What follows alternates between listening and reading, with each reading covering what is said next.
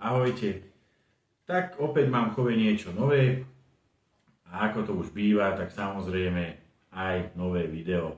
Dnes si povieme niečo o veľmi známom vtáčkarovi, aj veľmi žiadanom a veľmi krásnom.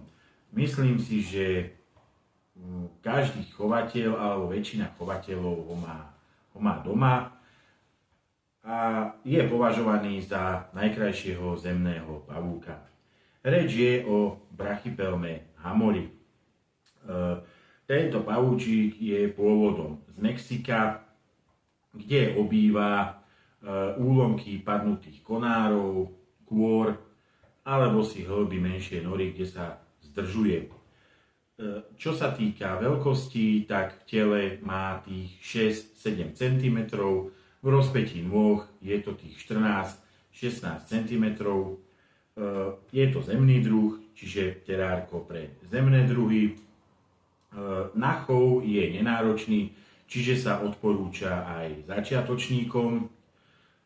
Nie je agresívna, toxicky je nevýznamná, čiže jed pre človeka nie je nebezpečný a vo valnej väčšine prípadov sa bráni iba vyčesávaním žahavých chrbkov zo svojho zadočku alebo útekom.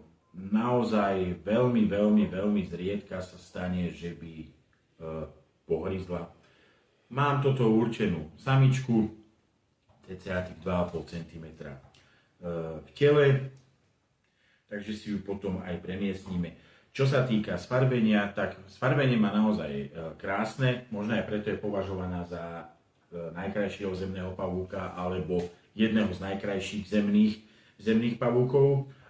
Má čierne telo, na nohách má krásne béžové, červené, oranžové pruhy a okolo carapaxu má také béžové, svetlé, oranžové otiene. Takže pre začiatočníkov určite áno. Je pokojná, je kľudná a ako vravím, toxicky nevýznamná, čiže jed pre človeka nie je nebezpečný. Bráni sa tým vyčesávaním žahavých chrbkov. Takže pôvod sme si povedali Mexiko, zemný druh, tie moje terárka už poznáte, substrát, korková kôra, umelá rastlinka, napájačka s vodou, veľkosť sme si tiež povedali začiatočníkom, hej, a ukážeme si ju zbližšia a potom si ju aj premiestnime. Ahojte. Takže tu ju máme, krásavicu. Brúško má veľké, asi je dobre najedená. A teraz tie farby nie sú také síte, také svetlé, ale tak či onak je krásna. Je to samička a vidíte tie pruhy. Tie pruhy na tých končatinách sú po zvleku vždy najkrajšie. Vravím, také oranžovo, béžovo, červené, takisto aj okolo carapaxu. Začiatočníkom určite áno. A takéto terárko máme pre ňu pripravené, takže si ju môžeme premiestniť.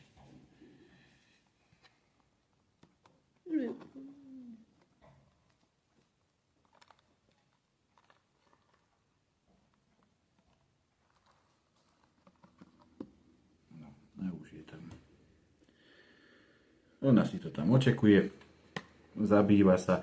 Tuto som jej spravil už dopredu taký úkryt. Väčšinou to ani nevyužijú, lebo spravia si svoj vlastný, no ale snad sa jej tam teda bude páčiť a už kde sa zabýva, tam bude. Takže vám ďakujeme za pozornosť, Brachypelma hamori a vidíme sa zase pri ďalšom videu.